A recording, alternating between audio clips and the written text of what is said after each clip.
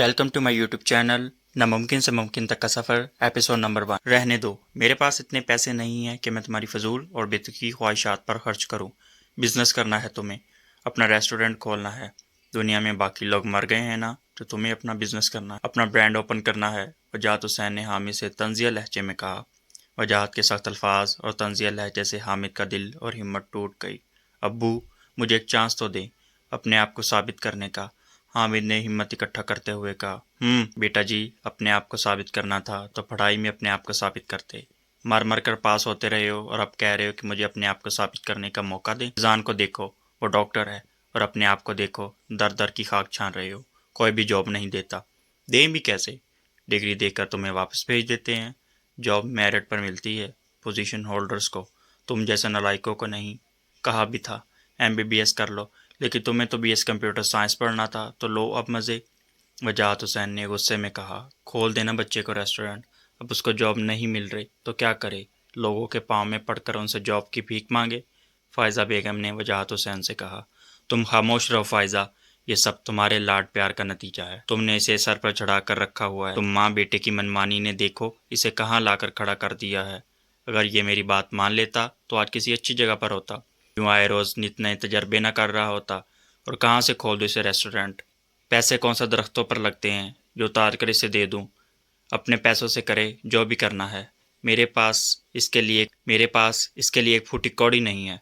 खुद जाए और कमा कर लाए। ज़रा इसे भी पता चले कि पैसे कितनी मुश्किल से कमाए जाते हैं। मुझे इस बात का यकीन है कि पैसे कमाना इस जैसे आराम परस्त शख्स के लिए नामुमकिन है, वजाहत हुसैन ने कहा और कमरे में चले गए। मुझे तो समझ नहीं आती ये इतने पैसों का करेंगे क्या जो औलाद के किसी काम का नहीं। फ़ायज़ा बेगम ने नम आंखों से कहा। अम्मी, आप फिक्रमंद ना हो, मैं अब इस नामुमकिन को मुमकिन करके दिखाऊंगा। ये मेरा आपसे और अपने आप से वादा है। अगर अब्बू को लगता है कि मैं उनकी मदद के बगैर कुछ नहीं कर सकता, तो मैं उनको साबित करके दिखाऊंगा कि मैं भी फैज़ान से कम नहीं हूँ। हामिद ने माँ को गले से लगाकर कहा। हामिद वजाहत हुसैन और फ़ायज़ा बेगम की इकलौती औलाद है। वजाहत हुसैन की गांव में चंद ज़मीनें हैं और उन ज़मीनों के पैसों से वो अपना अच्छा गुजर बसर कर लेते हैं। कमाल हुसैन वजाहत हुसैन के भाई हैं। उनका इकलौता बेटा है। फैज़ान डॉक्टर है और उसका अपना अस्पताल है। वजाहत हुसैन भी चाहते थे कि उनका इकलौता बेटा भी डॉक्टर बने, लेकिन हामिद का इंटरेस्ट बिजनेस में था और यही बात वजाहत हुसैन को पसंद न थी। इस वजह से वो अपने बेटे से उखड़े उखड़े रहते हैं। कमाल हुसैन अपनी फैमिली को लेकर दूसरे शहर शिफ्ट हो जाता है।